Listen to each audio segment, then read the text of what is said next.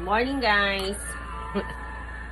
While waiting for the sa oras papuntang trabaho, meron na naman ako nakita sa TikTok. And ngayon tatanungin na naman natin si Mervin Coco. Pati sa akong So, 3 incredibly uncomfortable question to ask your partner. First question. May di ba pa-music pa si TikTok? Is there a part of your past you've never shared with me because you think I wouldn't understand? The first na question ko to. Is there any that you've never shared with me because you think I wouldn't understand?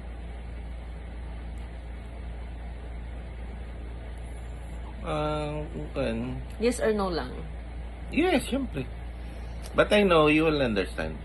But it's not important to share anymore.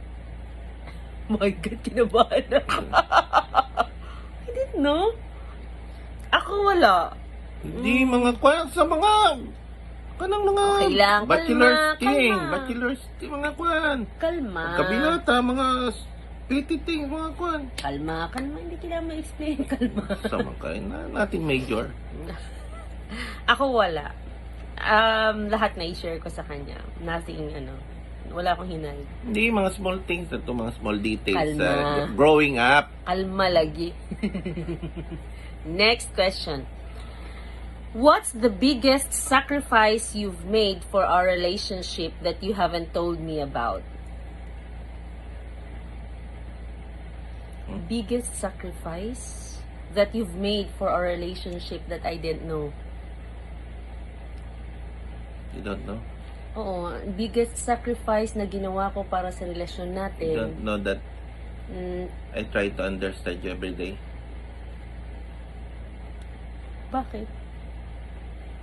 Your mood, your ambot lang. Ako, biggest sacrifice? Ano ba biggest sacrifice ko na hindi mo alam para sa relationship natin? Ganun din. Tawag dito,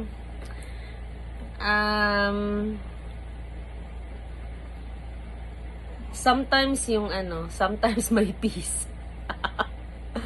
Kasi ako parang tawag dito, I'd love to, iba yung relaxation ko.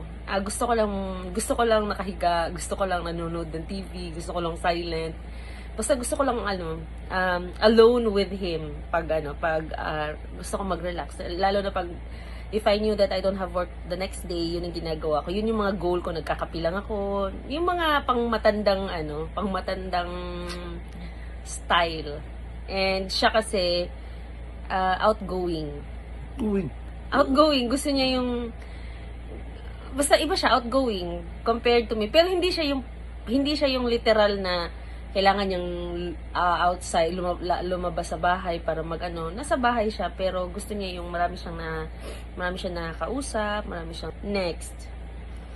If you could change one thing about our relationship, no matter how small or big, what would it be? May kailangan baguhin sa relasyon natin, girl? Sige na, luhoy? If you could change one thing about a relationship, no matter how small or big, what would it be? Change our relationship? Actually, ako, so far happy ako eh.